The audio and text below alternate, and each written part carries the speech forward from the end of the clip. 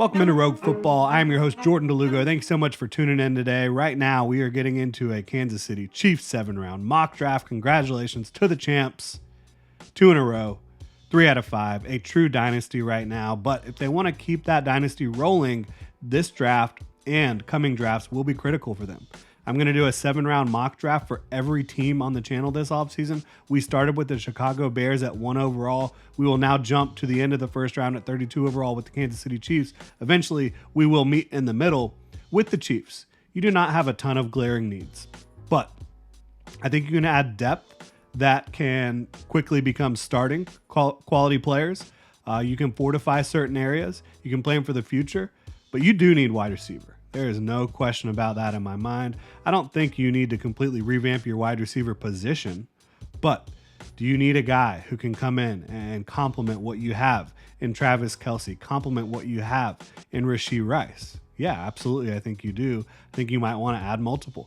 This is a really loaded wide receiver class, so potentially adding 2-3 guys could be the play. Now, the Chiefs don't have a ton of picks, so we're probably not going to go insane with the wide receivers, but we are going to start with wide receiver at 32 overall for them. Adonai Mitchell is a player that I am extremely high on, higher on him than anyone else I've seen. I have a true first round grade on Adonai Mitchell.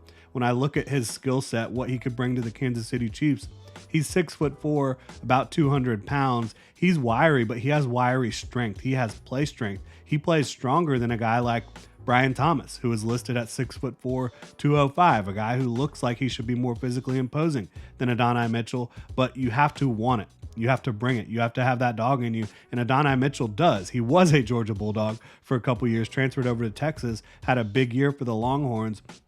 People knock his production profile. This is a guy that was in run-first offenses his whole college career, and a guy that, when he got to Texas, Xavier Worthy, who is a great prospect in his own right, was already established.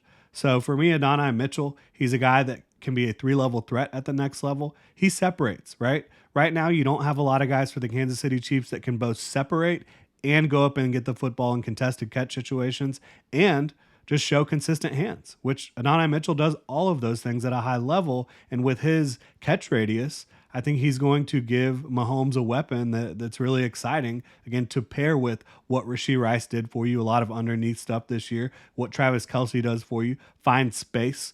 And I think Adonai Mitchell would just be a perfect fit. The Kansas City Chiefs, they draft really good players. I think Adonai Mitchell fits in that mold as just a really good player that can come in and compete and be a guy that even if he's only their third target in their passing game next year, that's a massive upgrade over what your third target in your passing game has been. So I think that would be a great pick for the Kansas City Chiefs, a great fit for the Kansas City Chiefs. At 64 overall, offensive lineman Dominic Pooney out of Kansas. They sometimes like to go get these local guys, right? They brought in Felix Anudike-Uzomah out of Lee Summit, Kansas State last year. At 64, to me, Dominic Pooney represents very good value at this point in the draft. He's a guy that played tackle at Kansas this past year, left tackle, and he did it at an extremely high level.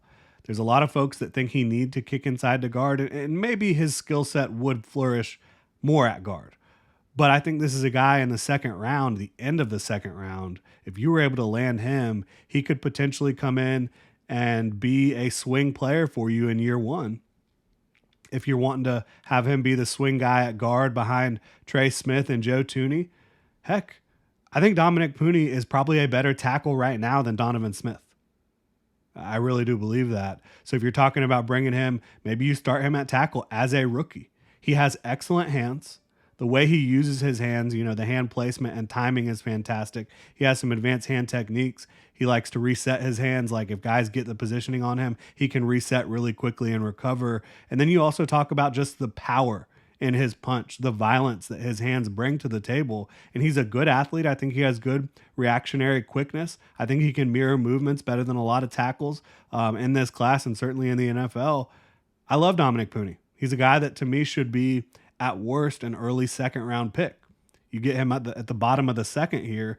Maybe he starts for you at tackle in year one. If not, he's a swing tackle and swing guard. I love that. And he had a fantastic Senior Bowl week as well. At 95, this is a player that I'm consistently mock drafting to pretty much every team that wants to run some man coverage, some press man. because he's just been disrespected so far throughout this draft cycle. It's cornerback Renardo Green out of Florida State, a player similar to Dominic Pooney I have at the top of the second round with my grade for him. He's a guy that's available here at 95 overall. And you look around the web, there's nobody that has him significantly higher than. I think PFF has him at 83 on their big board, which is still low for me.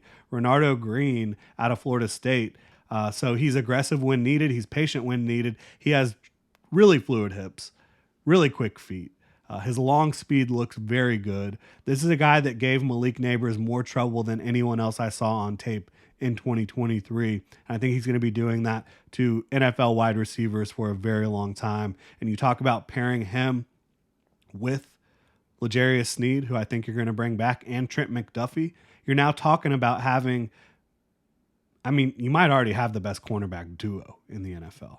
Now you're talking about a trio of guys that can absolutely shut down opposing passing offenses. And Renardo Green, he loves to bring the energy against the run as well. He's good in pursuit. He's good coming downhill against the run. I just think this would be a fantastic fit. And a guy who maybe eventually you don't want to pay L'Jarius Sneed as much as you're paying him.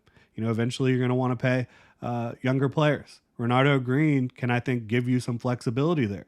And I think the same thing can be said about Dominic Pooney in the second round. At 132, defensive lineman out of Alabama, Justin Eboigbe.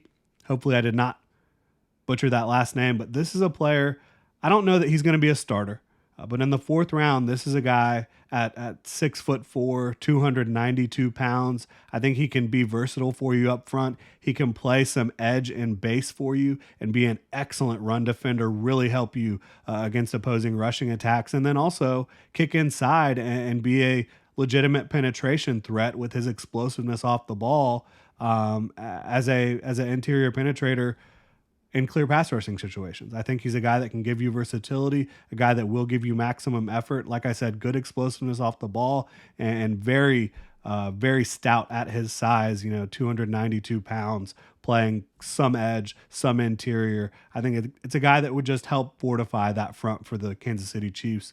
And then at 157 overall, running back Dylan Laub. This is a guy tore up the Senior Bowl.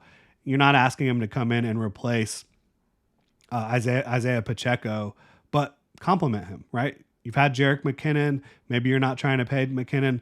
Maybe you're not able to keep McKinnon. Dylan Laub could execute that role at a very high level, and McKinnon also has an injury history.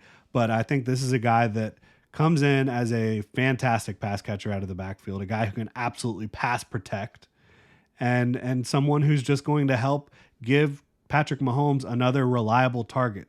The Chiefs lacked reliable targets in 2023. You had Travis Kelce, Rashee Rice developed into that, and then after that, no one that was super reliable. When you're talking about adding Adonai Mitchell, who is reliable, adding Dylan Laub, who is reliable out of the backfield, you're now talking about really fortifying this passing game, and we're going to do it one more time here. At 171 overall, wide receiver Jaquan Jackson out of Tulane, another player who popped at the Senior Bowl. He was uncoverable. And so you're talking about a guy at 5'9", 190 pounds. He's not tall, but he has mass. He doesn't drop the football at a high clip. And I think he's just a guy that can get open for you consistently, contribute on special teams as well, and potentially upgrade the floor of this receiving room, upgrade the back end of this receiving room, and at the very least push some of the younger guys that you've brought in that aren't necessarily doing as much as you had hoped for. So I think that this draft would be tremendous for the Chiefs. You're continuing to fortify the offensive line. You're adding to the cornerback room. Both of those guys in the second and third round, Dominic Pooney and Renardo Green, unbelievable values. And then in the first round, Adonai Mitchell, another guy who I think is a great value at 32 overall and could quickly become a reliable target for Patrick Mahomes. That's what it's all about, reliable targets, guys that he can feel comfortable throwing the football to. They're going to be where they're supposed to be when they're supposed to be there and come down with the football. I think if you're talking about continuing this dynasty, that's going to be one of the most critical pieces, right? I mean, like, you have very good defensive front personnel. You drafted a guy in the first round last year. You have linebackers out the wazoo, really good ones as well. You have a lot of good secondary players, but you're adding guys that can contribute early on and then eventually have the talent to be starters. And Dominic Pooney, he might start for you at left tackle next year. I think he's that good. So really appreciate y'all tuning in. Would love to know what you think about this Kansas City Chiefs 7-round mock draft. If you enjoy the content, please like, subscribe, hit that notification bell. Y'all have a good one.